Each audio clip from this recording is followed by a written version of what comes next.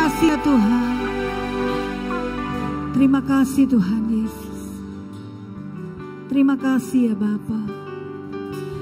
Alam semesta melukiskan kebesaran Tuhan.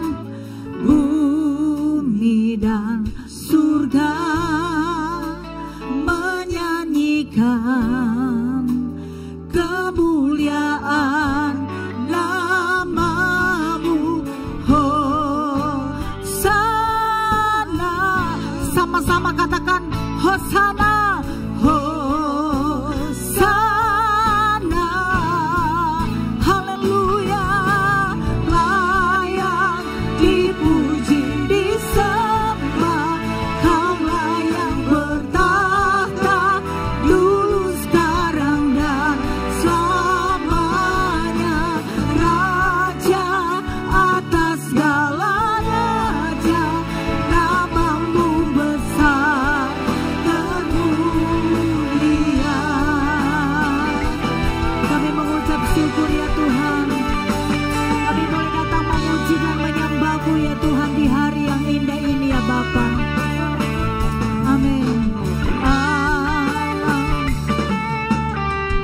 Terima kasih Tuhan. Alam semesta melukiskan kebesaran Tuhan. Bumi dan surga menyanyikan kemuliaan-Mu, kemuliaan namamu. Hosana, mari lambaikan tanganmu, sama-sama katakan Hosana, Hosana, haleluya. Layak dipuji, disembah, Kaulah yang bertahta dulu, sekarang dan selamanya. Raja atas segala raja, namamu besar termulia.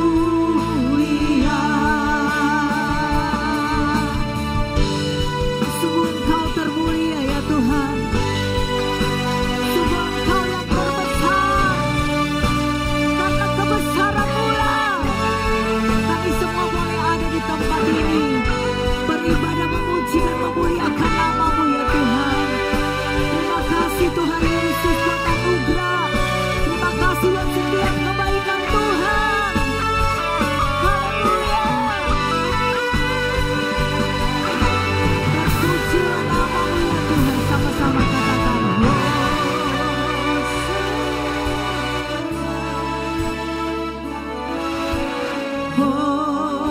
Hosana, Hosana, Hosana, Hosana. Serukan Hosana, Hosana.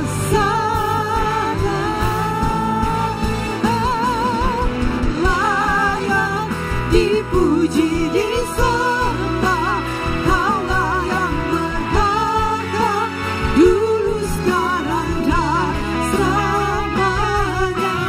Raja atas segala raja, namamu besar termulia. Layak dipuji, disembah, layak dipuji, disembah, Kaulah yang bertahta dulu, sekarang dan selamanya. Raja atas segala raja, namamu besar termulia. Namamu besar termulia.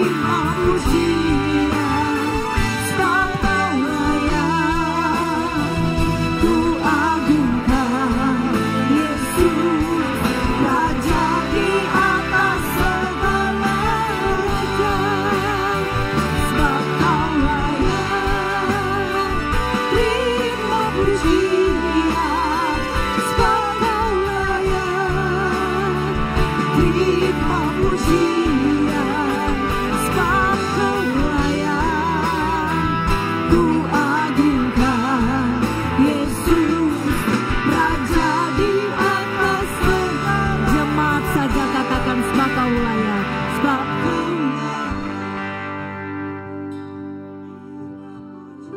Kau layak menerima setiap pujian kami ya Tuhan. Kau layak menerima setiap sembah kami ya Tuhan. Haleluya Yesus. Terima kasih Tuhan. Sekali lagi jemaat Tuhan, sebab Kau layak, sebab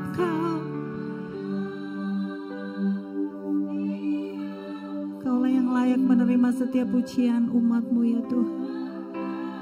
Setiap pujian kami ya Tuhan, yang keluar dari hati kami yang paling dalam. Haleluya Yesus Tuhan. Terima kasih Tuhan. Terima kasih Tuhan Yesus. Mari sama-sama lagi kita mau katakan, sebab Kau layak terima puji. Sebab Kau layak terima pujian. Sebab Kau layak ku agungkan.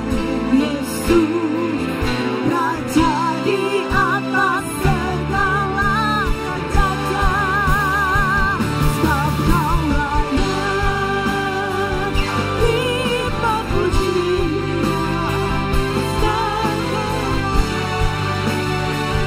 Terima pujian. Sebab Kau layak ku agungkan. Yesus Raja di atas segala raja. Raja di atas segala raja. Raja di atas segala raja. Kami berikan sorak-sorai kemuliaan bagi Tuhan. Haleluya.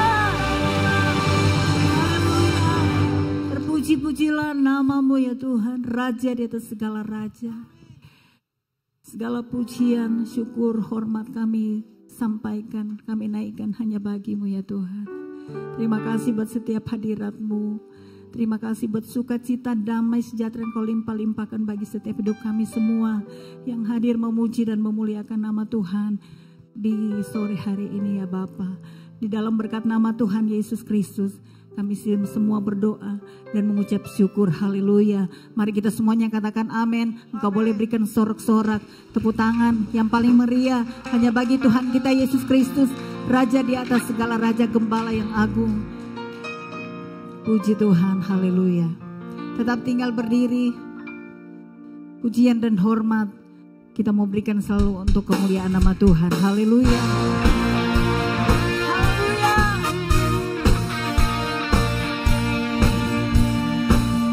Pujilah nama-Mu ya Tuhan.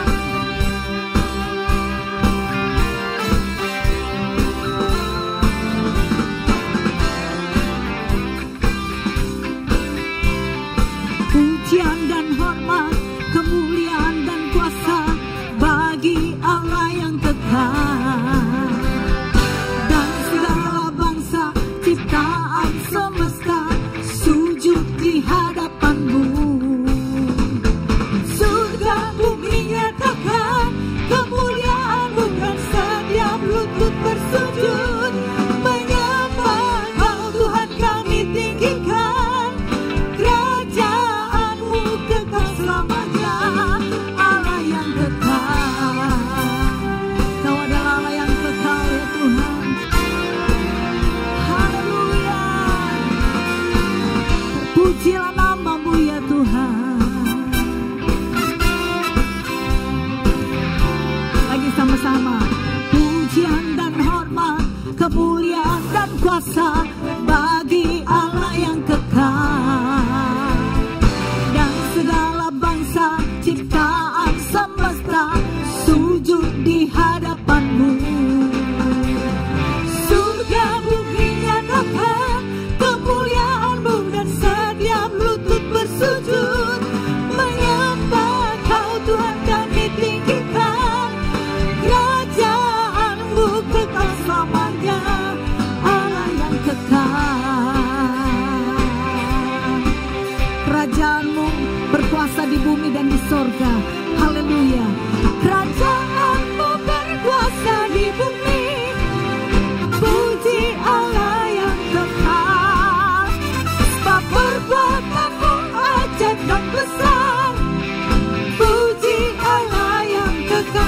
kerajaanmu.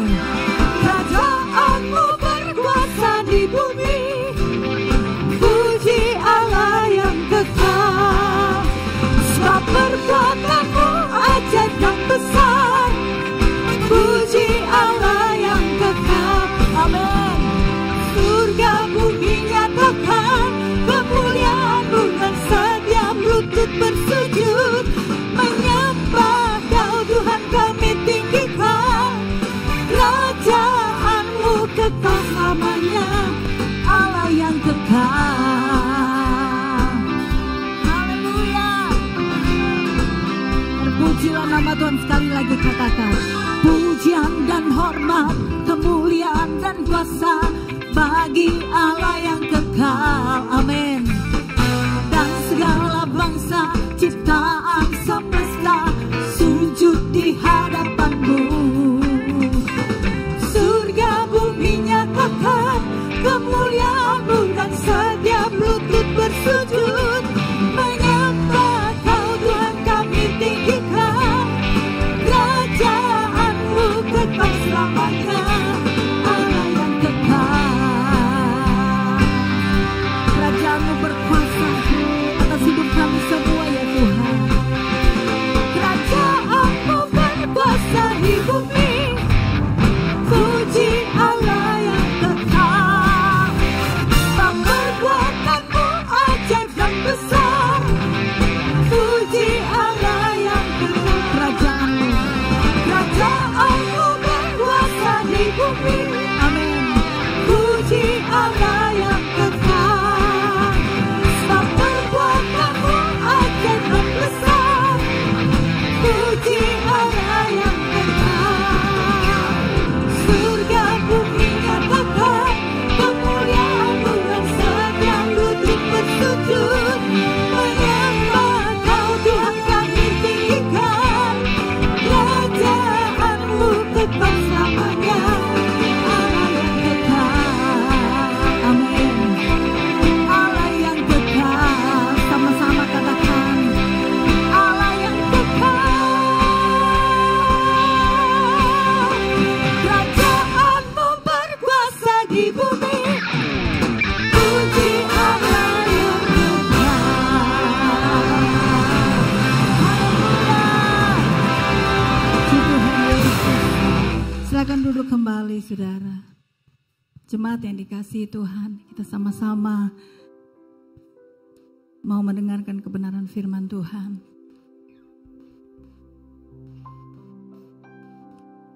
Biarlah segenap hidup kita semua selalu menyenangkan akan hati-Nya. Menyenangkan hati-Mu Tuhan. Itu yang menjadi setiap kerinduan kami semua ya Bapa.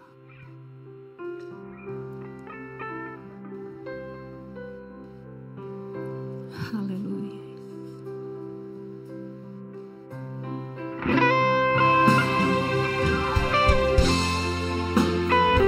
Haleluya Tuhan.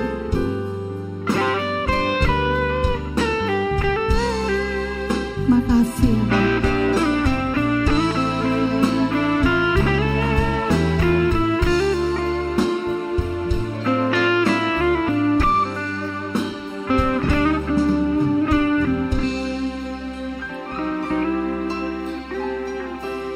Menyenangkan hati Tuhan lebih dari segalanya. Disingkatnya hidupku, kesempatan berharga karena anugerah-Mu. Di renungan hati ini, kata dan perbuatan, di semua rencanaku, semua cita-citaku seturut kehendak-Mu. Engkau ciptakan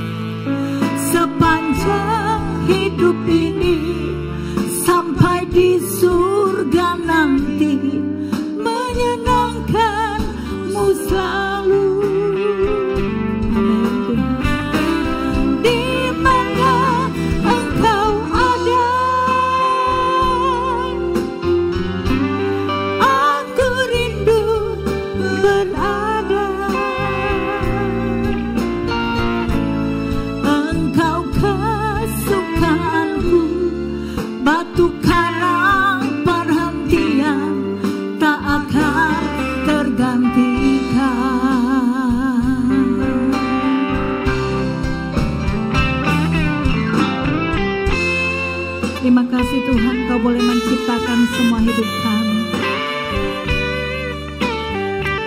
Untuk kami boleh menyenangkan hati-Mu ya Bapa.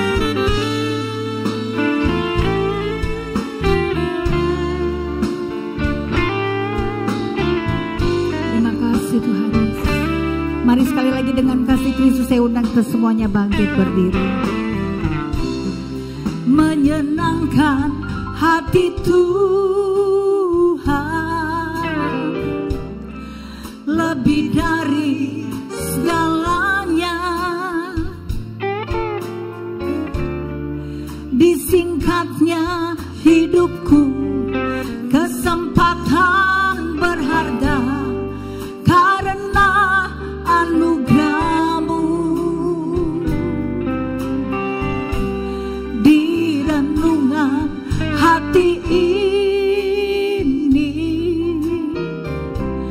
kata dan perbuatan, di semua rencanaku, semua cita-citaku seturut kehendak-Mu. Engkau ciptakan aku. Mari katakan kepada Tuhan, untuk menyenangkan-Mu. Haleluya, ini kerinduan kami Bapa. Sepanjang hidup ini sampai di surga nanti, menyenangkan-Mu selalu. Haleluya. Di mana Engkau ada, aku rindu berada. Engkau kesukaanku, batu karang perhentian tak akan tergantikan. Sekali lagi, haleluya. Engkau ciptakan aku, kami serahkan kepada hamba-Nya, untuk menyenangkan-Mu. Sepanjang hidup ini sampai di surga nanti, menyenangkan-Mu selalu. Di mana Engkau ada, aku rindu berada. Engkau kesukaanku, batu karang perhentian tak akan tergantikan. Engkau kesukaanku, batu karang perhentian tak akan tergantikan.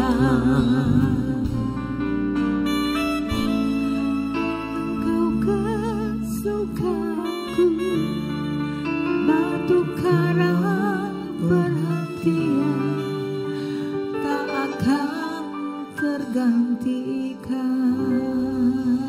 Segala puji, segala hormat hanya bagi-Mu. Haleluya. Puji syukur kami naikkan hanya bagi-Mu. Haleluya. Engkau Bapa yang baik. Terus memuji Tuhan, terus nyembah Tuhan. Engkau yang termulia, Kau yang termulia, Kau saja yang Kau diagungkan. yang terhebat, Kaulah yang Terima kasih Tuhan, terima kasih. Roh Kuduslah yang memampukan kami untuk mempersembahkan hidup yang menyenangkan-Mu, Bapa.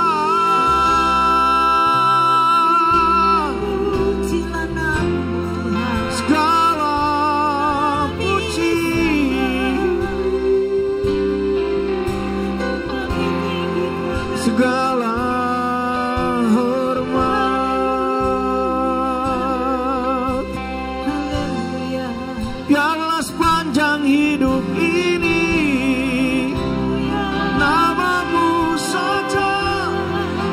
yang dimuliakan, namamu saja yang ditinggikan.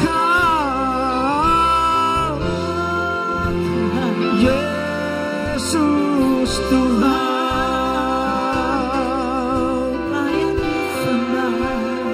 Yesus Tuhan.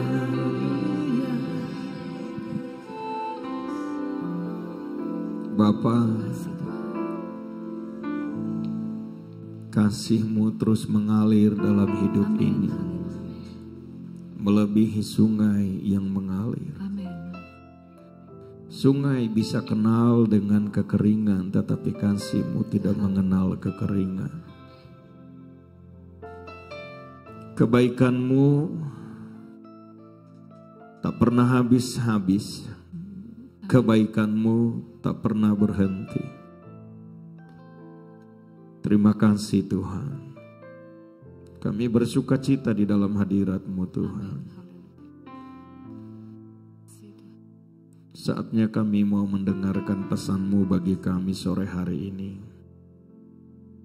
Berfirmanlah Bapa, kami siap mendengarnya. Di dalam nama Yesus kami berdoa. Amin. Puji Tuhan, silakan duduk semuanya. Shalom Bapak Ibu, apa kabar? Puji Tuhan. Bersuka cita ada di hadapan Bapak Ibu Saudara semua dan terima kasih atas kesempatan bagi saya untuk menyampaikan firman Tuhan. Saya mau berbicara tentang jubah kekudusan. Iya, jubah kekudusan. Jadi bukan jubahnya yang kudus, tetapi kekudusan itu yang menjadi jubah kita. Pendahuluannya begini, jubah putih dan jubah kekudusan. Kalau jubah putih, Bapak Ibu lihat di Alkitab ada. Jubah putih dan jubah kekudusan, judul khotbah saya ini, adalah hal yang sama. Yang dimaksud dengan jubah kekudusan yang dilambangkan dengan jubah putih, kalau di Alkitab, adalah cara hidup orang percaya yang berdiri pada pembenaran Kristus. Yang berdiri pada pembenaran Kristus.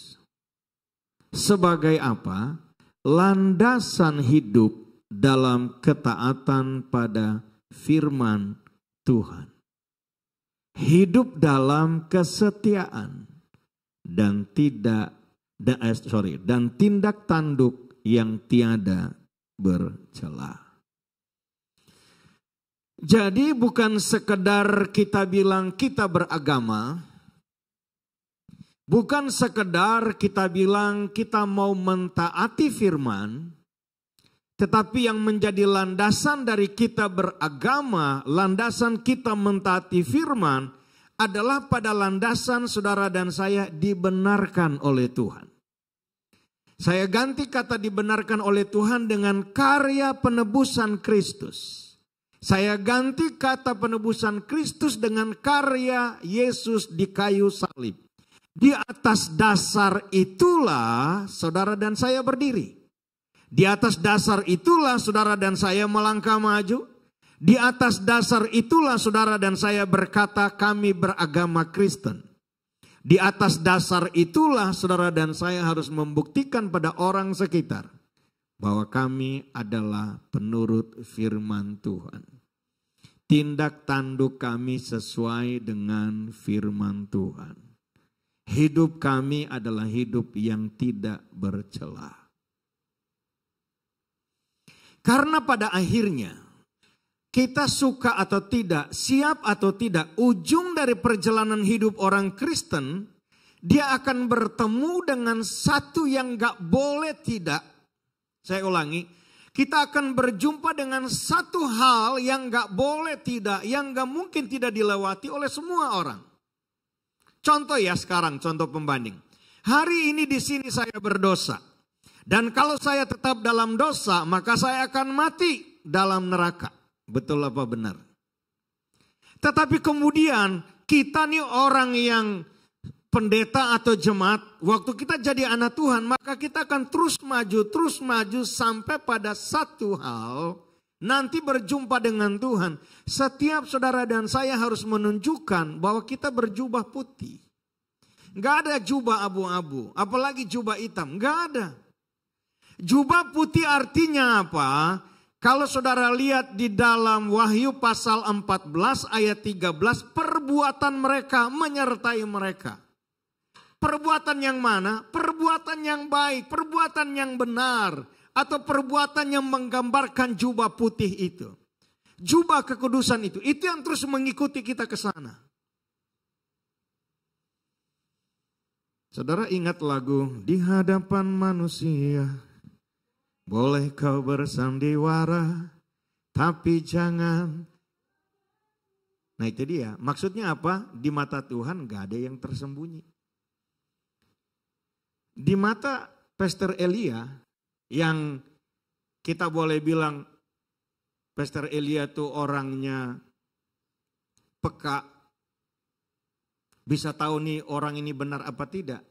Pada waktu tertentu dia juga gak bisa mendeteksi tuh. Kita ini betul-betul benar apa enggak kurang benar nih. Tapi di mata Tuhan enggak ada kayak gitu. Semuanya jelas. Jangankan yang sudah kita ngomong. Jangankan yang sudah kita perbuat. Iblis itu baru dalam hati aja. Aku hendak. Dibuang dia. Dunia ini panggung sandiwara, itu cuma di dunia. Di sorga nggak bisa begitu. Di hadapan Tuhan nggak bisa begitu. Makanya ya di atas ya, tidak di atas tidak. Lebih daripada itu datangnya dari setan. Sampai di sini ini saya belum masuk khotbahnya. Ini udah mulai kayaknya menegangkan. Ada orang bilang ini bohong untuk kebaikan. Nggak ada begitu. Alkitab bilang bohong ya bohong. Nggak ada bohong putih, nggak ada bohong abu-abu, nggak ada bohong hitam, nggak ada bohong hitam pekat, nggak ada. Bohong sama dengan bohong. Itu aja.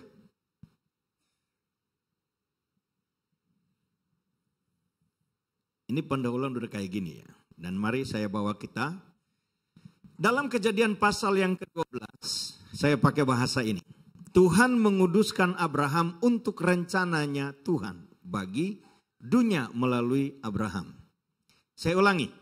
Kejadian pasal 12 ayat 1 sampai ayat yang ketiga. Bahasa saya ini, istilah saya. Tuhan menguduskan Abraham untuk tujuan Tuhan bagi dunia melalui Abraham dan keturunannya. Abraham, kamu pergi keluar dari sini ke satu negeri yang akan kutunjukkan kepadamu. Aku akan membuat namamu masyhur, aku akan membuat engkau menjadi bangsa yang besar, dan siapa yang memberkati engkau diberkati, siapa yang mengutuk engkau dikutuk. Jadi ada jaminan Tuhan, kamu pergi ke negeri yang belum tahu kemana, yang akan kutunjukkan. Pokoknya melangkah dulu, itu dia. Itu cerita iman tuh begitu, melangkah dulu baru kita tahu. Melangkah dulu baru kita lihat, bisa bilang amin. Sekaligus bicara tentang iman, percaya saja, taati saja walaupun kita nggak ngerti. Lalu kemudian apa? Dalam Kejadian pasal 22, setelah Abraham ini mentaati Tuhan mempersembahkan Ishak, muncul kalimat berikutnya, oleh keturunanmu semua bangsa di muka bumi akan mendapat berkat. Ini rencana Tuhan untuk dunia ini, termasuk di dalamnya untuk saudara dan saya, melalui Tuhan panggil Abraham keluar. Yang berikut, dalam Keluaran pasal yang ketiga, Tuhan menguduskan Musa. Tuhan menghususkan Musa. Tuhan memanggil Musa. Ini di mimbar ini ada minuman nih di bawah. Ini berarti kan untuk pengkhotbah atau WL atau singers kalau umpamanya keselak ya buru-buru minum. taruhnya di sini. Nah, karena dua orang sini tadi WL Singers untuk turun, berarti bukan untuk mereka. Tapi kalau umpamanya saya juga nggak kehausan, nggak keselak, juga nggak usah minum. Dan dia akan tetap ada di sini nih. Harusnya ini barang ini kan ada di dus di belakang sana. Kenapa dia ada di sini? Dia disendirikan ke sini untuk tujuan tadi tuh. Tolong tuh yang saya pakai selek gitu ya. Kalau kehausan atau apalah gitulah ya. Nah tapi kalau umpamanya ini udah sini baik-baik, saya angkat ke sini. Untuk apa dia ada di sini? Karena saya mau jadikan contoh, mau jadikan gambaran. Musa itu tadinya ada di ladang. Dipanggil Tuhan untuk tujuan Tuhan. Itu sebabnya pengalaman itu saya sebut dengan istilah tadi, Musa dikuduskan Tuhan untuk Israel. Tadi Abraham dikuduskan Tuhan untuk semesta, untuk dunia. Sekarang Musa dipanggil Tuhan atau dikuduskan Tuhan untuk orang Israel. Untuk apa? Pimpin orang Israel keluar dari Mesir menuju tanah Kanaan. Jadi Tuhan panggil Musa, alasannya apa? Supaya orang Israel dibawa keluar dari Mesir menuju tanah Kanaan. Ada tujuannya. Setelah panggilan itu, maka semua yang dipikirkan Musa menyangkut bagaimana Israel dibebaskan. Saya tadi sengaja Abraham maupun Ishak maupun Musa saya pakai istilah dikuduskan. Nah sekarang kita lihat apa yang terjadi dengan orang Israel. Imamat pasalnya yang ke-19, ayatnya yang pertama dan ayatnya yang kedua. Imamat 19 ayat 1 ayat 2, Tuhan berfirman kepada Musa. Berbicaralah kepada jemaah Israel dan katakan kepada mereka, kuduslah kamu sebab aku Tuhan Allahmu kudus. Waktu Tuhan sendirikan orang Israel di sini, maka otomatis dengan dia ada di sini, dia tidak bercampur dengan orang-orang Mesir yang ada di sini. Kalau sudah tidak bercampur dengan orang Mesir di sini, harusnya orang Israel di sini hanya dipengaruhi oleh Tuhan saja tanpa bisa dipengaruhi dengan gaya hidup orang Mesir yang di sini. Nah, waktu terpisah dengan orang Mesir ini, Tuhan bilang kamu harus kudus karena aku Tuhan Allahmu kudus. Tentang Tuhan Allah yang kudus, sekudus apa Tuhan itu? Nah sekarang saya kasih contoh. Imam-imam besar itu 1 tahun 1 kali masuk ke ruang Maha Kudus. Untuk mempersembahkan korban mewakili orang Israel kepada Tuhan. Setahun sekali. Sebelum masuk ke sana, dia harus menguduskan dirinya dengan ada petunjuk upacara pengudusan diri bagi seorang imam besar. Dan sekarang sudah hari di mana dia melakukan tugasnya ya. Kalau tanpa sengaja, anggap saja ini tabut perjanjian. Lalu dia akan datang membawa darah binatang yang dipersembahkan. Sekarang diambil darah itu dipercik di atas sini ya. Di atas tabut perjanjian yang ada 2 kerubim itu. Terus mungkin gak tahu kenapa ini tangannya kegedean atau apa terus kegait gitu ya. Atau waktu dia berbalik terlalu cepat, lalu kemudian dia punya jubah bawah tuh terbang begitu kegait atau kena kepada tabut perjanjian. Maka dia langsung mati tuh. Padahal dia sudah menguduskan diri, dia datang ke situ juga atas aturan Tuhan setahun sekali. Tapi begitu kena dengan tabut perjanjian, langsung mati dia. Seperti itu tuh kudusnya Tuhan. Saya kasih contoh dalam perjanjian baru. Tuhan Yesus memberikan cerita gini, hal kerajaan sorga itu seperti seorang kaya, seorang bos membuat pesta. Lalu disebarkanlah undangan kepada orang-orang terhormat, kolega-koleganya. Lalu kemudian ada belasan berita bahwa hari ini saya belum bisa datang karena saya baru menikah. Saya nggak bisa datang ke pesta karena saya baru beli ladang. Saya nggak datang ke pesta karena lagi bangun rumah dan sebagainya dan sebagainya. Berbagai alasan yang membuat dia nggak bisa datang ke pesta. Lalu si bos ini bilang sama orang kerjanya, cari orang di pinggir-pinggir jalan, ajak semua kemari, yang penting ruangan ini harus penuh. Saya ulangi, orang-orang yang kamu temukan di mana aja di jalan, ajak semua ke sini. Di antara mereka ada satu yang tidak berpakaian pesta. Kita sama-sama perhatikan cerita ini, semua orang yang ada di jalan ajak saja. Di antara mereka yang tidak tahu ada pesta diajak datang, ada satu yang gak berpakaian pesta. Dan waktu yang punya pesta ini lihat, lah bro kenapa pakai baju kayak gini? Ini kan pesta nih. Iya tapi saya kan dipanggil dadakan. Gak boleh, kamu gak boleh ada di sini. Harusnya dia gak boleh kena aturan baju pesta dong ya. Mengapa? Karena dia kan lagi di jalan nih. Bukan udah dari jauh-jauh hari tapi dia sengaja pakai baju biasa. Artinya apa? Betapa pentingnya saudara dan saya harus menjaga yang namanya jubah kekudusan ini. Menjadi selamat itu bukan karena perbuatan baik saudara dan saya, bukan karena hebatnya kita dan seterusnya, tetapi karena kasih karunia Tuhan. Bukan berarti karena kasih karunia Tuhan kita menggampangkan Tuhan, menggampangkan aturan main Tuhan, menggampangkan sorga dan sebagainya. Aturan itu masih tetap berlaku. Menjaga hidup kudus itu bukan kita mau membayar sorga, tetapi karena kita sudah punya kepastian masuk sorga, maka betapa pentingnya kita harus menjaga kekudusan hidup itu. Karena kalau mengerjakan kekudusan untuk masuk sorga tanpa ada penebusan, ya saya ngomong apa? Kesalehan orang manusia, kesalehan manusia hanya seperti kain kotor di hadapan Tuhan. Jadi kalau ngomong ringkasnya, kesalehan kita di mata Tuhan hanyalah kesalahan. Kesalehan kita di mata Tuhan hanyalah kesalahan. Sampai kita berdiri di atas pembenaran tadi itu. Pembenaran Kristus. Mengapa kita harus kudus? Karena mengapa kita kudus? Karena Tuhan yang kita percaya, Tuhan yang kita sembah adalah kudus.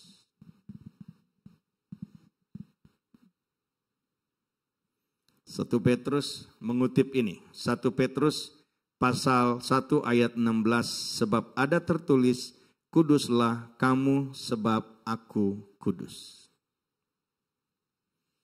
Dalam Mazmur pasal 24. Ayat 3 dan 4. Daud bertanya begini dalam Mazmurnya. Siapakah yang boleh naik ke atas gunung Tuhan? Siapakah yang boleh berdiri di tempatnya yang kudus?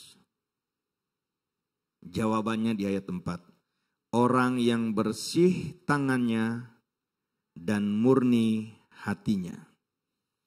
Yang tidak menyerahkan dirinya kepada penipuan dan yang tidak bersumpah palsu. Ya di atas ya, tidak di atas tidak. Ngomong apa adanya, jangan ada dusta di antara kita. Jadi yang bisa naik ke gunung Tuhan, yang bisa ada dalam hadirat Tuhan, yang bisa mengalami berjumpa dengan Tuhan adalah mereka yang bersih tangannya, yang murni hatinya. Dalam konteks perjanjian lama ini agak terlalu berat. Itu sebabnya orang Israel ada satu kelompok yang disebut orang benar oleh Tuhan sendiri. Dan ada satu kelompok yang oleh Tuhan disebut orang fasik. Karena faktor ini. Tetapi saudara dan saya di dalam Yesus Kristus kita mendapat kasih karunia. Katakan mendapat kasih karunia. Jadi seperti minuman ini, botol ini harusnya dia ada di belakang. Tapi kenapa dia jadi istimewa di sini? Karena ada tujuannya. Jadi selama dia nggak bergerak-bergerak jatuh dan gelinding ke sana, maka dia tetap akan ada di sini. Kita hanya cukup saja kalau di sini Tuhan taruh kita, di sini Tuhan ambil dan khususkan kita di sini, maka di sinilah kita diam-diam. Gak usah minggir-minggir ke sana, gak usah minggir-minggir ke sana. Jangan ke kiri, jangan ke kanan. Itu maksudnya kita diam aja di sini. di garis yang Tuhan mau, di jalan yang Tuhan mau, di posisi yang Tuhan mau. Dia Bapa, kita anak, Dia Allah, kita adalah umatnya. Itu aja, jangan kemana-mana. Dulu di sini saya pernah ngomong, anggap saja ini adalah dalam Tuhan. Dan dalam Tuhan kita punya jaminan. Asal saja setelah terima Tuhan Yesus kita tetap setia sampai akhir, maka kita tetap dalam sini gak pernah akan dilempar keluar. Jadi kita di sini aja nih. Sorga menjadi jaminan kita. Bodohnya kita keluar ke sana, masuk dalam antrian, lalu kita berkata mudah-mudahan ibadah saya diterima. Itu kan bodoh.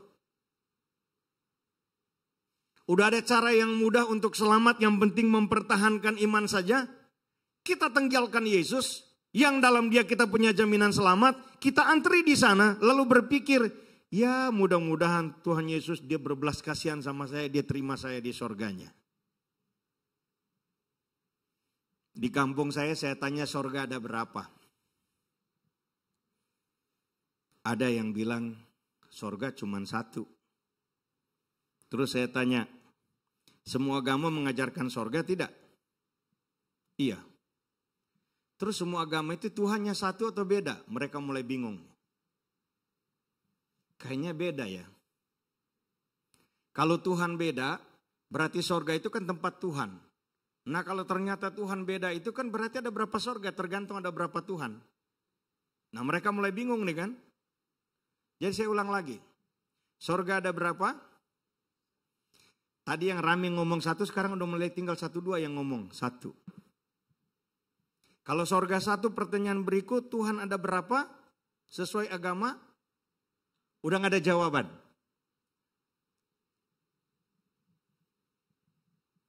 Dan kita semua tahu semua agama ujung-ujung cerita kan nanti ada sorga dan ada neraka kan.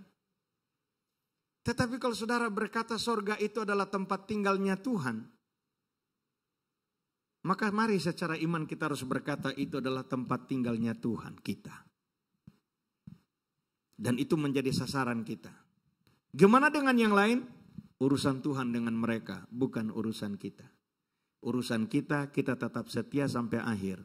Supaya sebagaimana Tuhan Yesus berkata dalam Yohanes 14. Di mana aku ada, di situ juga kamu ada bersama-sama dengan aku.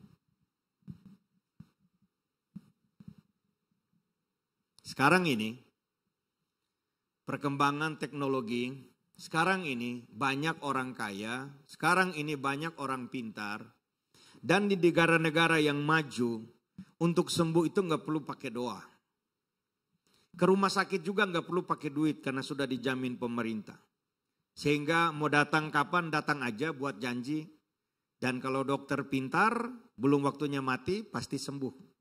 Sehingga Tuhan dan kuasa Tuhan udah gak terlalu dibutuhkan.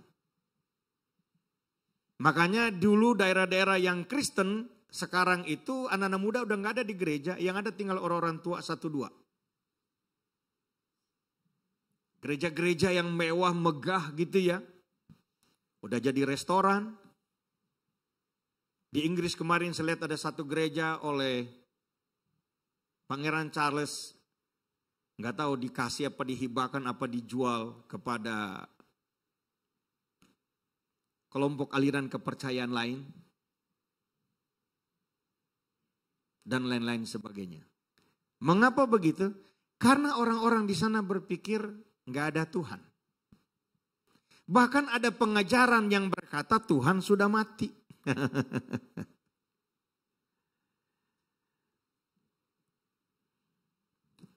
Kalau saudara dan saya mulai sekarang ini ya, tidak pernah baca lagi Alkitab, nggak pernah berdoa lagi. Yang penting saudara ada duit, yang penting saudara pintar-pintar jaga hati, jaga pikiran, nggak stres. Saudara akan mulai membenarkan tuh, iya juga ya, kayaknya nggak perlu Tuhan juga bisa nih hidup ini. Sakit tinggal ke dokter, nggak usah doa, dokter cari yang pintar, saya sembuh dah. Bukti itu ada teman saya pendeta sakit mati tuh nggak bisa berobat karena nggak ada duit. Dia berdoa juga Tuhan yang nggak tolong. Mulai ragu-ragu nih. Itu jebakan-jebakan iblis. Saya hanya mau tekankan apapun yang terjadi. Sebesar apa tantangan hidup saudara dan saya. Tuhan harus tetap menjadi nomor satu. Kita tinggalkan Tuhan, Tuhan gak marah. Kita tinggalkan Tuhan, Tuhan gak tersinggung. Kita menyangkal Tuhan, Tuhan gak rugi. Karena yang rugi adalah kita. Tetapi bila sudah tiba waktunya saudara dan saya, dari sorga bilang begini, hai anak Adam, sebutlah satu nama, Marki, pulang. Maka itu gak ada alasan. Novi bilang gak boleh pulang sekarang, nanti. Gak ada cerita begitu. Si kembar baru mau masuk kuliah, gak ada cerita begitu. Kalau udah ada panggilan dari sana bilang, hai anak Adam pulang. Maka yang terjadi orang akan bilang, innalillahi wa innalillahi rajiun. Pada saat itu tiba nanti, yang punya hidup itu ambil hidup dari tubuh ini. Pertanyaan saya, kemana roh kita? Karena akhirnya di dunia ini kita bisa spekulasi dengan di akhirat sana. Kayaknya itu cuma cerita dongeng Alkitab, cerita dongeng Al-Quran, cerita dongeng kitab suci lainnya. Orang boleh ngomong itu, tapi saya mau berkata, yang punya hidup ini adalah Tuhan. Dan bila seseorang mati karena hidupnya itu, rohnya itu diambil pulang. Dan apakah sana nggak ada tempat? Ada, hanya ada dua tempat. Kalau bukan sorga, neraka.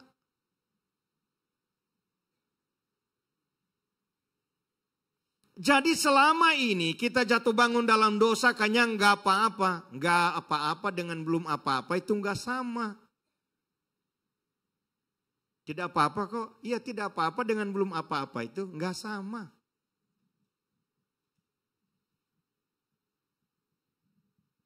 Sampai nanti tiba-tiba kita baru kaget itu. Malaikat maut datang jemput. Makanya orang mati itu kelihatan tegang banget kayak apa tuh. Kayak kesambar petir atau apa sebelutnya itu. Kenapa begitu? Karena dia lihat yang datang tuh menyeramkan. Kalau orang itu baik-baik saja yang datang dia lihat malaikat juga baik-baik tuh nggak menyeramkan. Tapi kalau nggak karuan hidupnya yang datang malaikat yang muka juga nggak karuan. Itu makanya dia kaget jadi udah mati shock wajahnya tuh. Makanya kan ada istilah telah meninggal dunia dengan tenang. Emang saudara pernah lihat ada orang meninggal dunia dengan tidak tenang? Itu bunyi cicak. Saya jadi ingat ada tante saya datang ke rumah. Lagi ngomong-ngomong, bukan tante om. Terus lagi ngomong-ngomong, om Benny. Terus cicak bunyi terus dia ketok-ketok gini. Saya udah perhatiin. Ntar lagi ngomong itu cicak bunyi lagi, dia ketok-ketok lagi. Saya tanya kenapa pakai ketok begitu? Ya itu cicak bunyi, terus kenapa mesti ketok begitu? Tadi saya lagi ngomong surga neraka cicak ketok gitu. Itu kalau saya latah saya ketok lagi di sini itu. Ada tahayul-tahayulnya. Siapa yang boleh naik ke gunung Tuhan adalah mereka yang suci hatinya, yang bersih tangannya. Satu waktu saya berdialog dengan teman saya soal kawin cerai. Saya bilang kalau umpamanya kita bisa mengampuni juga nggak ada cerita cerai. Tetapi kalau sudah terpaksa cerai jangan kawin lagi. Boleh tuh katanya, itu ada banyak contoh tuh. Saya bilang nggak apa-apa, jangan contohin yang kayak gitu. Karena perdebatan kita ada ayat semuanya. Saya bilang gini aja. Kalau nanti kita berdua mati, dan saya ada di sorga, kamu tidak ada di sorga, berarti kamu ada di neraka. Kamu untung di dunia nikah 2 kali, saya cuma 1 kali. Tapi saya ada di sorga, kamu ada di neraka. Tapi nanti kalau umpama kita berdua sama-sama mati dan kemudian sama-sama ada di sorga, artinya apa? Ternyata kamu untung kamu nikah 2 kali, saya cuma 1 kali.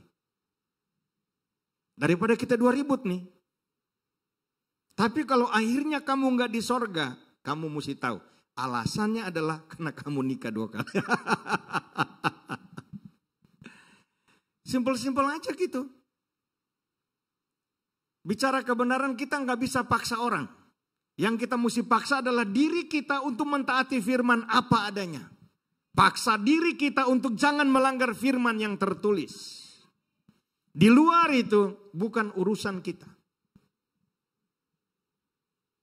Makanya saya bilang begini aja. Nanti kita lihat kalau berdua ada di sorga artinya ternyata boleh rupanya cerai dan kawin lagi. Tapi kalau tidak berarti sebabnya kamu ada di situ, saya di sorga, kamu tidak. Karena kamu nikah 2 kali, setelah kamu cerai kamu nikah lagi. Kalau itu kan aman ya. 1 Petrus 3 ayat 15.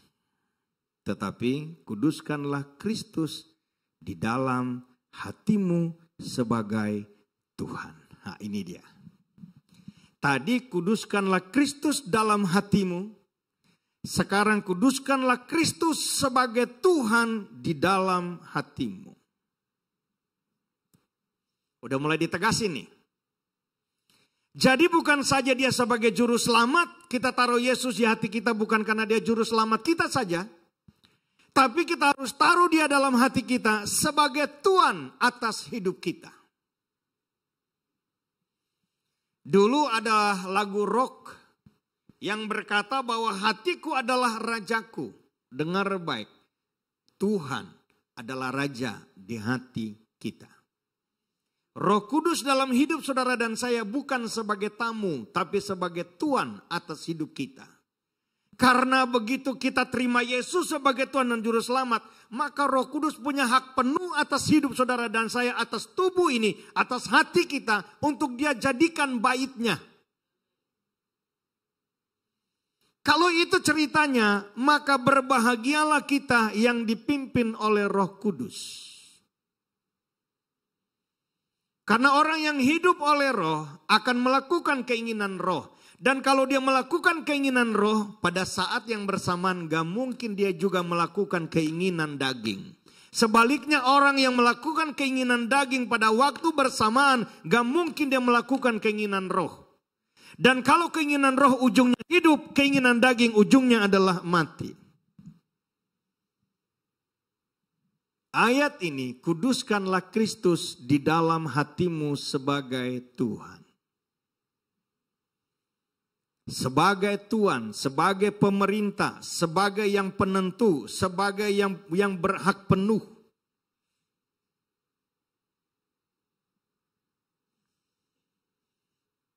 Saya sambung dengan 1 Yohanes 2 ayat 15. Saudara tahan yang 1 Petrus 3 ini ya. Kita pindah ke 1 Yohanes 2 ayat 15-16. Janganlah kamu mengasihi dunia dan apa yang ada di dalamnya. Jikalau orang mengasihi dunia, maka apa? Kasih akan Bapa tidak ada di dalam orang itu. Ulang lagi, kita baca sama-sama ayat 15 dari awal ya. 1, 2, 3. Janganlah kamu mengasihi dunia dan apa yang ada di dalamnya. Titik. Diam berarti dulu ya. Tuhan larang kita mengasihi dunia dan apa yang ada di dalamnya. Enggak mungkin kita mengasihi dunia saja tanpa yang di dalamnya. Dan enggak mungkin kita bilang kita mengasihi semua yang di dalamnya, yaitu materi, kekayaan, pangkat, gengsi, segala macam tanpa kita mengasihi dunia. Itu nggak mungkin ya. Nggak mungkin kita bilang kita mengasihi itu semua tapi saya juga mengasihi Tuhan. Dengar baik. Saingannya Tuhan satu, Mamon. Jadi ternyata iblis bukan saingan Tuhan. Mamon jadi saingan Tuhan. Iblis bagi Tuhan nggak ada cerita tuh. Tapi begitu datang pada materi ini jadi masalah Tuhan. Maka ayat ini bilang, janganlah kamu mengasihi dunia dan apa yang ada di dalamnya. Terus, kenapa? Sebab jikalau orang mengasihi dunia, maka kasih akan Bapa, atau enggak mungkin orang itu akan mengasihi Bapa. Itu enggak mungkin. Berarti saat dia mengasihi dunia, dia tidak lagi mengasihi Bapa. Saat dia mengasihi Bapa, berarti dia tidak lagi sedang mengasihi dunia. Jadi jangan hari Minggu mengasihi Bapa, Senin sampai Sabtu mengasihi dunia. Sampai sini sepakat kita nih. Kenapa kita nggak boleh mengasihi dunia? Karena kasih akan Bapa jadi nggak ada di kita, dan ayat 16 bukti-buktinya. Sama-sama. Sebab Semua yang ada dalam dunia ini. Apa itu? Keinginan daging, keinginan mata, keangkuhan hidup. Ini semua yang ada di dunia. Itu bukan dari Bapa. Jadi kalau saudara bukan sekadar ingin tapi dikuasai oleh keinginan. Nah, hati-hati nih. Tubuh perlu istirahat? Perlu. Tubuh perlu makan? Perlu. Tubuh perlu pakaian? Perlu. Tapi kalau kemudian pakaian mesti bermerek ini dan itu, lihat teman pakai apa kita mau kayak gitu. Lihat teman makan di mana kita mau makan di situ. Lihat teman pergi ke kota mana kita mau pergi ke situ. Jangan-jangan kita sedang terjebak kepada apa yang ada di dalam dunia yang dikasihi orang lain. Kita juga mengasihinya. Padahal kita bilang kita mengasihi Tuhan. Ini masalahnya saudara. Ada satu anak muda. Saya cerita 2 hal tentang anak muda ini. Dia marah-marah kepada contohnya Novi, si kembar itu anaknya Novi. Ini anak muda ini marah-marah nih sama si kembar 2 ini. Kenapa kamu marahin mereka? Ini alasannya. Itu kan mamanya mereka kaya. Yang membuat mereka jadi kaya. Jadi saya gak suka sama mereka. Masa begitu? Bukan anak 2 itu sombong sama dia. Mereka gak tahu apa-apa mengenai anak ini, anak muda ini nih. Tapi dia kesal lihat tuh 2 orang itu karena orang tuanya kaya. Mengapa dia kayak begitu? Karena dia lagi gak bisa terima dirinya. Dia gak bisa terima keadaan papanya. Yang kedua. Lihat IG.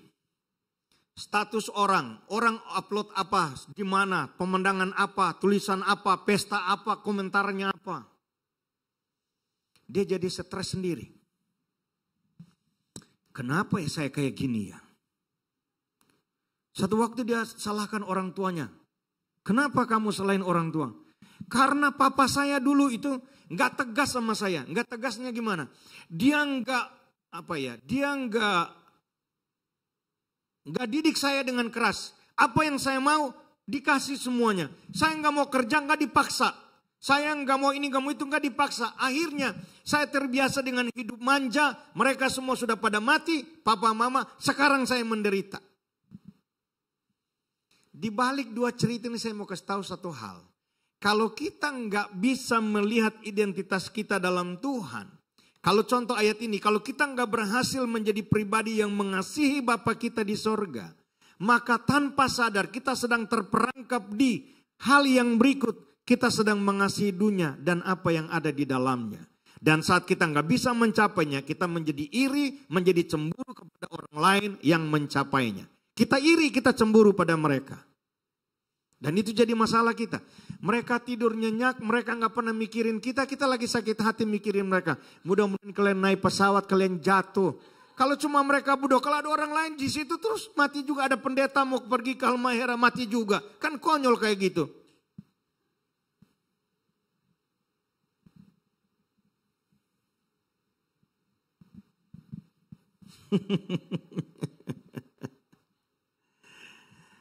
Saya ulang baca yang 1 Korintus tadi ya, karena ada yang saya mau tekankan di sini.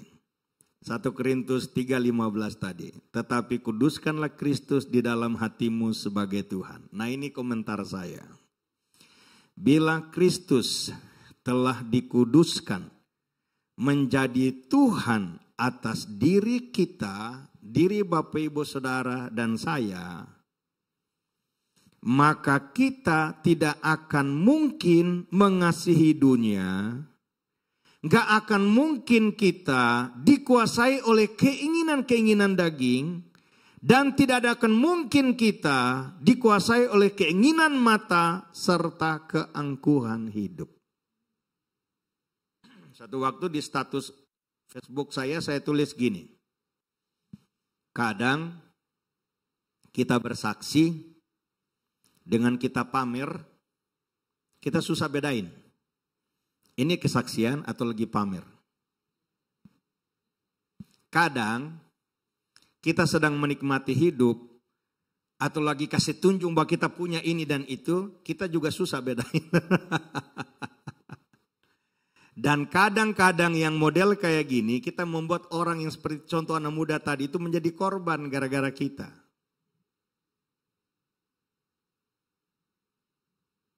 Saya itu, kalau udah pilih-pilih foto terus saya mau upload ya. Mau di IG atau mau di Facebook, terus tiba-tiba di hati ada gimana-gimana, nggak jadi itu. Nggak jadi. Udah nggak jadi pun kalau ketemu orang, wih saya lihat Bapak kemarin ada begini di sini, nanti itu ada di sini-sini. Apalagi kalau tiap hari semua diupload begitu. Terus ketemu hamba Tuhan yang ternyata belum punya pengalaman itu. Nanti dia jadi mengeluh sama Tuhan. Gara-gara saya yang sedang menikmati hidup.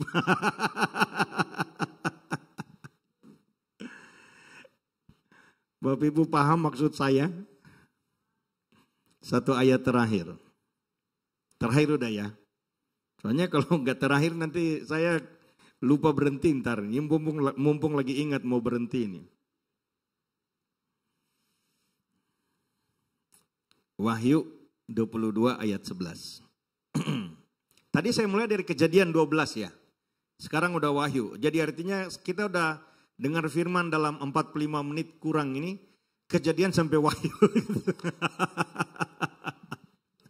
Haleluya. Wahyu 22 ayat 11. Barang siapa yang berbuat jahat, biarlah ia terus berbuat jahat. Barang siapa yang cemar, biarlah ia terus cemar. Dan barang siapa yang benar, biarlah ia terus berbuat kebenaran. Dan barang siapa yang kudus, biarlah ia terus menguduskan dirinya. Pertanyaan saya sederhana, per hari ini, sore ini, saudara dan saya ada di posisi yang lagi benar atau lagi dalam posisi yang salah? Kalau dalam posisi yang salah, menurut ayat ini ada tawaran. Saudara boleh tetap dalam salahmu, dan saudara yang benar ada pilihan, ada petunjuk dari ayat yang kita baca ini. Saudara mau tetap dalam benar di sini atau saudara mau pindah ke sana, terserah. Yang sini mau kemari di sini, terserah. Tapi saya mau ngomong latar belakang ayat ini. Bahwa ayat ini, kitab Wahyu itu 22 pasal. Jadi ini udah pasal terakhir. Ayat yang paling terakhir ayat 21. Ini ayat 11. Jadi udah mau terakhir-terakhir nih.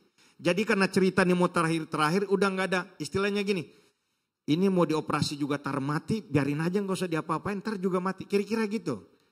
Satu waktu saudara dan saya ada dalam satu posisi. Ibarat kata Tuhan juga. Ini mau tunggu dia selamatkannya juga percuma, dia udah gak pikir bertobat nih. Biarin aja terserah dia mau kemana, kira-kira gitu. Jadi ayat ini kayak, kalau bahasa Mandarin tuh sebutnya apa? Kalau saya tiba-tiba hilang tuh istilah itu. Istilahnya udah angkat tangan, terserah udah buat lo, dulu mau jadi apa, bertobat, kagak ya kagak, kira-kira gitu ya.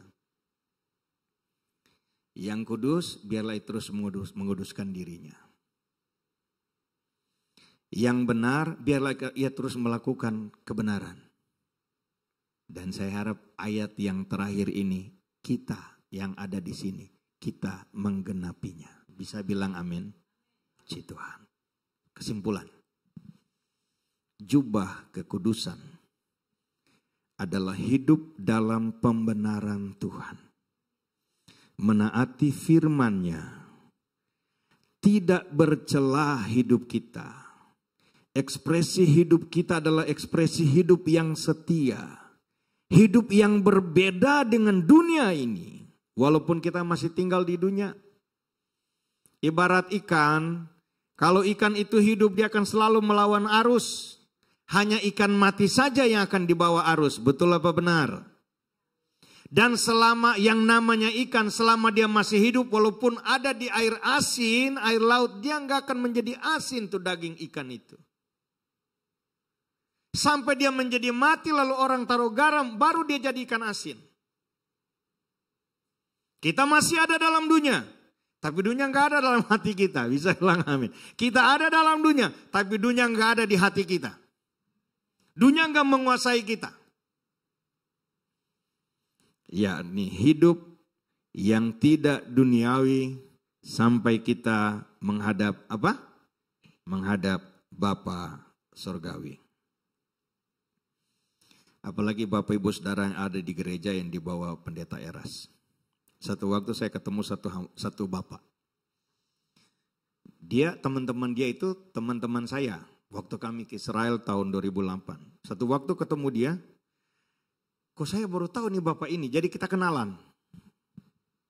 Saya tanya, Bapak tadinya gerejanya di mana kok sekarang ada di sini?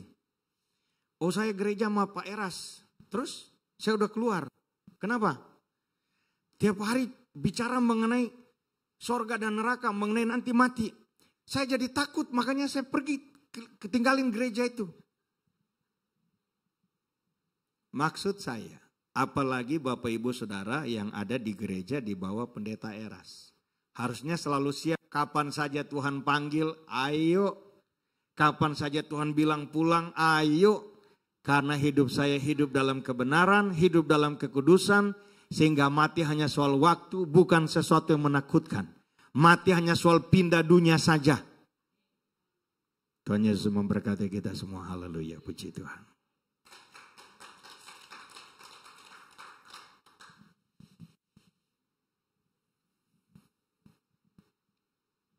Di F ya.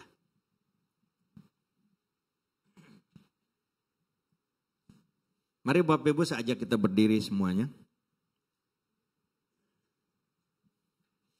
Lagu ini biar menjadi lagu yang mengantar kita atau menuntun kita untuk terus merenungkan diri bahwa kita harus serahkan hati kita sama Tuhan.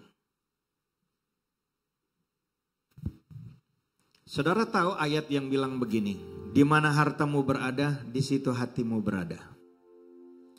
Kalau sorga kita jadikan harta kita, maka hati kita selalu condong ke situ. Betul ya? Kalau kita bilang Tuhan dan masa depan kita adalah Tuhan, maka hati kita juga condong selalu ke situ. Apapun yang terjadi sekitar kita bukan persoalan. Gitu ya? Oke, kita nyanyi lagu ini. Ku berikan hatiku dan jiwaku, semuanya bagimu di dalam hidupku, di setiap waktu. Nyatakan jalanmu, ku berikan hatiku dan jiwaku, semuanya bagimu di dalam hidupku, di setiap waktu. Nyatakanlah, nyatakan jalan. Sekali lagi katakan, ku berikan hatiku dan jiwaku,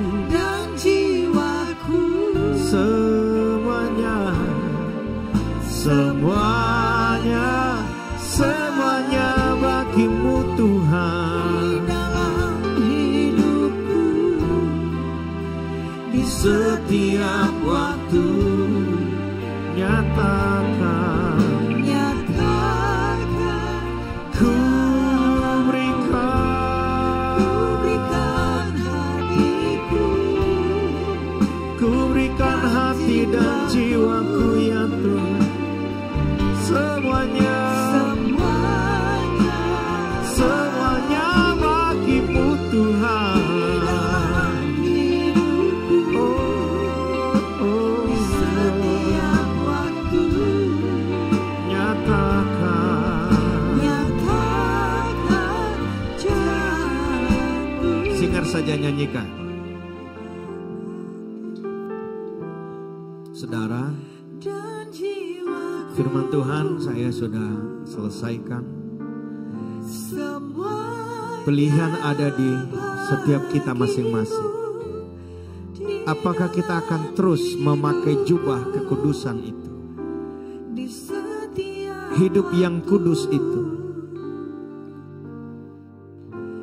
Atau ada saatnya kita berpaling dari Tuhan kepada hantu, dari sorga kepada dunia,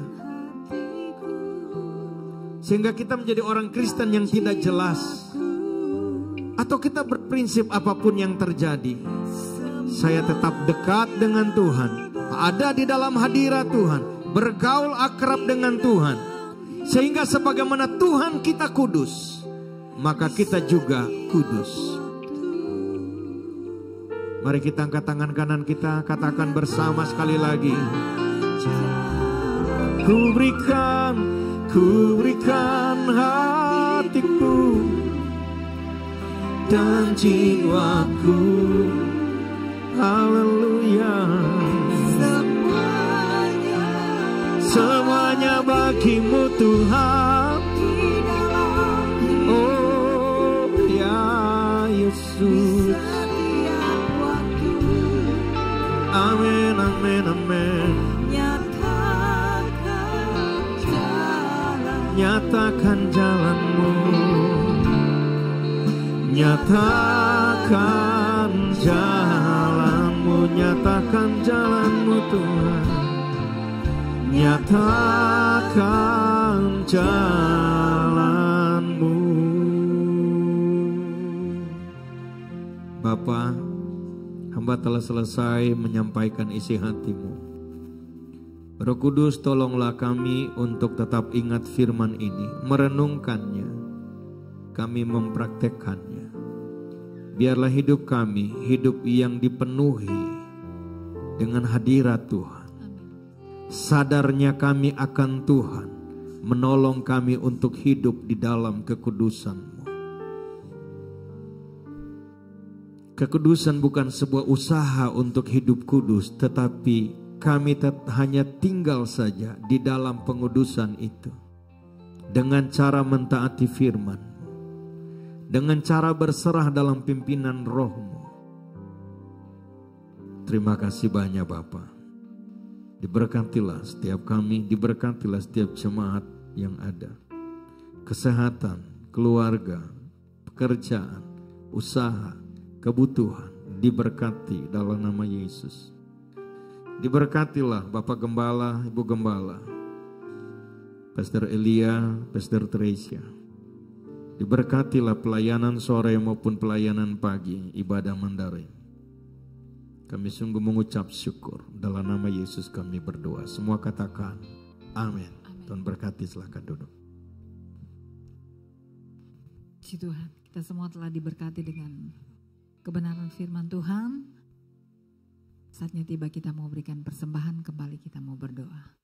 Terima kasih ya Bapak buat kebenaran firman-Mu yang boleh datang dalam hidup kami. Biar kami bukan menjadi pendengar saja, tetapi kami boleh menjadi pelaku firman-Mu. Saatnya tiba kami mau berikan korban persembahan ya Tuhan. Kau memberkati setiap tangan-tangan yang memberi. Berkati semua usaha, pekerjaan, pelayanan, sekolah. Tuhan memberkati. Kami mengucap syukur di dalam nama Tuhan Yesus Kristus. Haleluya. Amin. Mari satu pujian dan kita berikan persembahan.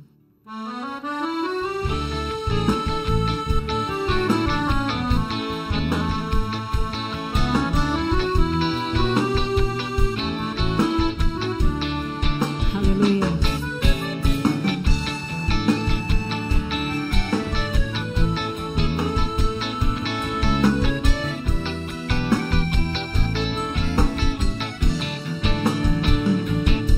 Sungguhlah hidupku telah ditebus oleh kuasa darah yang kudus. Sekarang hidupku bukan milikku lagi. Apapun yang Tuhan mau lakukan, apapun yang Tuhan mau inginkan, asalkan Tuhan ku senang, semua ku relakan, namanya dimuliakan.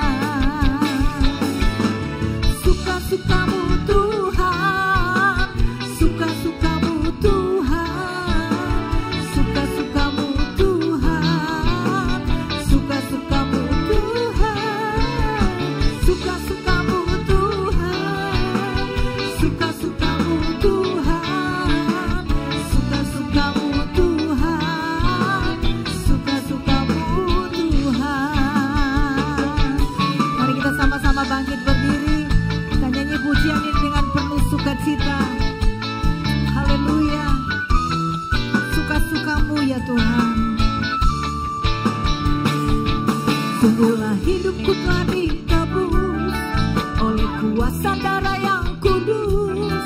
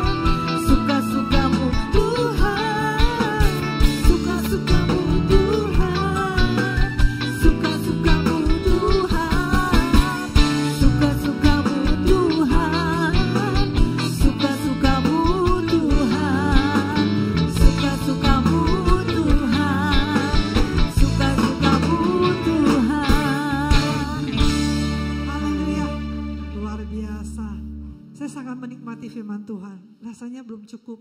Memang kalau saya makan harus banyak. Nanti the next ada lagi ya sambungannya ya. Sudah diberkati ya. Amin. Kudusnya hidup ya. Dan tadi saya apresiasi loh.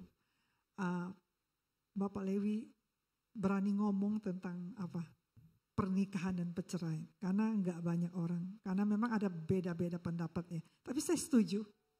Menikah hanya satu kali. Kalau udah mau memutuskan untuk cerai nggak usah nikah lagi. Karena anak korban itu pasti. Iya. Saudara, iya luar biasa. Jadi kalau Ibu Dewi ini ketua doa kita. Kemarin dia kesaksian di Wanita Hebat. Dia mengatakan, sudah boleh duduk ya, boleh duduk yang mau duduk. Kalau dia telah berpisah, bukan keinginan dia ya. Udah 20 tahun tapi dia menantikan pemulihan luar biasa ya. Ada orang sama loh seperti saya. Baru kali ini saya ketemu, saya kaget. Iya, saudara. Kalau Tuhan ingin memulihkan gak ada yang mustahil. Sekalipun udah nikah lagi, udah punya anak 2 ya. Gak ada yang mustahil. Sebab hidup hanya satu kali. Satu kali suami saya bilang waktu itu, hidup hanya sekali. Dia mau menikmati hidup. Saya diam aja, tapi dalam hati saya mengatakan, karena gak usah dijawab. Hidup hanya sekali, justru itu saya mau hidup buat Tuhan. Apapun yang terjadi. Kita gak usah memikirkan membalas. Orang mengatakan, kalau mungkin kamu gini-gini, orang menghakimi kita. Tapi kalau dipikir balik, kenapa kalau orang lakukan begitu, kita gak membalas. Karena kita hidup, hati kita di surga. Hati kita sama Tuhan, kita gak pernah mau membalas kejahatan dan kejahatan. Saudara diberkati ya, haleluya. Iya saudara, hari ini semuanya masih wajah lama, puji Tuhan tetap setia. Saudara ada rekannya yang gak hadir di samping kiri kanan, mungkin bisa ditanyain ya. Pak Yance gak tahu kenapa gak datang. Pak Johan tetap setia datang. Saudara, puji Tuhan, mari kita sama-sama berdoa. Kita bangkit berdiri saudara.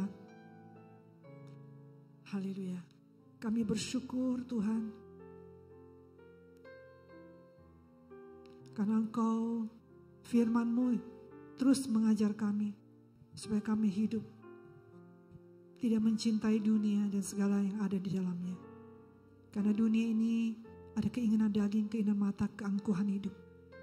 Biarkan itu dijauhkan dari kami. Biar hati kami hanya melekat kepada Engkau. Apapun yang kami alami dalam hidup, manis dan pahit, Tuhan gak pernah ninggalin kami. Sebab bersama Engkau kami cakap melakukan segala perkara. Terima kasih Bapa, Engkau begitu baik buat kami. Terima kasih kami berdoa untuk hamba-Mu. Mari saudara kita arahkan tangan kita. Kami memberkati hamba-Mu, Bapak Pendeta Lewi Kantia Dago. Terima kasih untuk kebenaran firman Tuhan. Terima kasih untuk isi hati Tuhan yang disampaikan oleh hamba-Mu. Terima kasih untuk kebaikan-Mu dalam kehidupan hamba-Mu. Tuhan terus menambah-nambahkan Tuhan kepercayaan, tanggung jawab kepada hamba-Mu. Dimanapun berada, memberitakan firman Tuhan.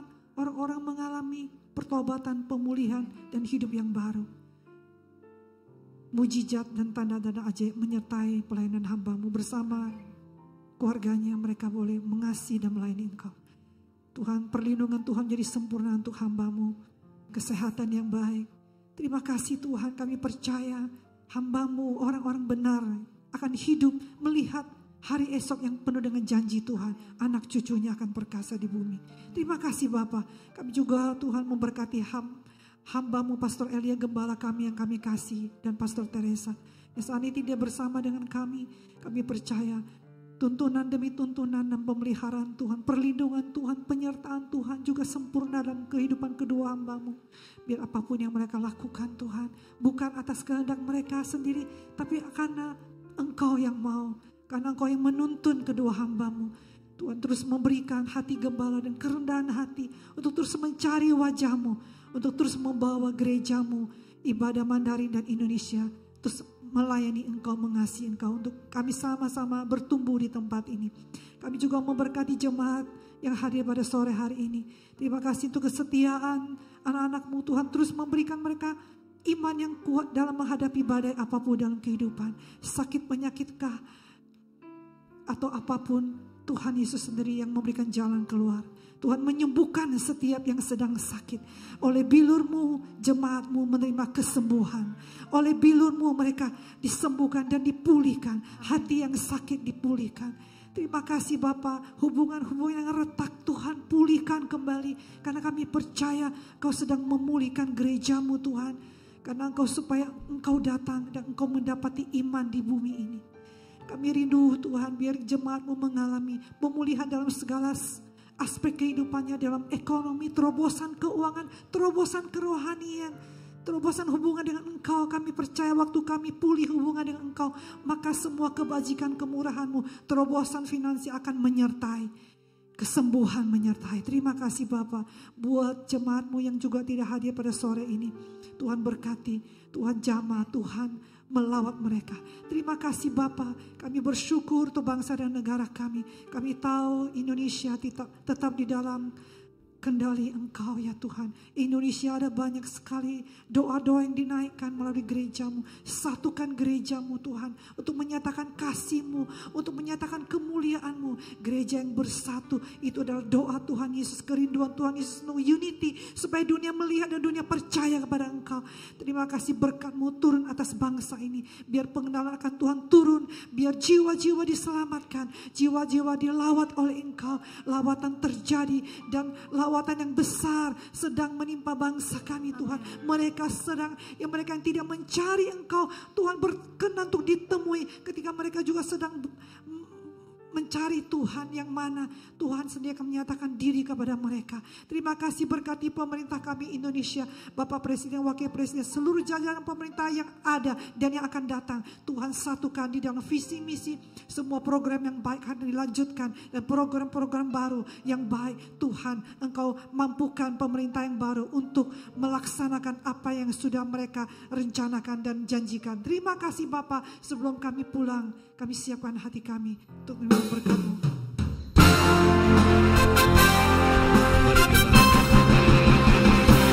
Kemuliaan bagi-Mu di tempat maha tinggi. Kemuliaan bagi-Mu di tempat maha tinggi.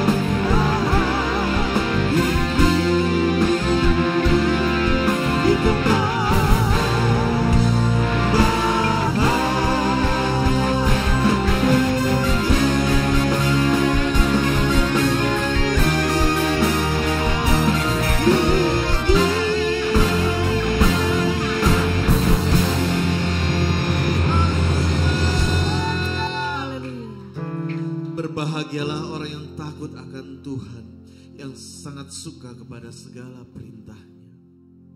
Anak cucunya akan perkasa di bumi, angkatan yang benar akan diberkati. Harta dan kekayaan ada dalam rumahnya, kebajikannya tetap untuk selama-lamanya. Jemaat yang dikasihi Tuhan, Tuhan memberkati engkau dan melindungi engkau. Tuhan menyinari engkau dengan wajah-Nya dan memberi engkau kasih karunia. Tuhan menghadapkan wajah-Nya kepadamu dan memberi engkau damai sejahtera. Jemaat yang dikasihi Tuhan, pulanglah dengan membawa berkat, damai sejahtera, sukacita, pertolongan dari Roh Kudus mulai malam hari ini dan sampai kedatangan Tuhan Yesus menjemput kita semua umat-Nya di atas awan penuh kemuliaan. Di dalam nama Tuhan Yesus. Haleluya. Amin. Shalom. Tuhan memberkati.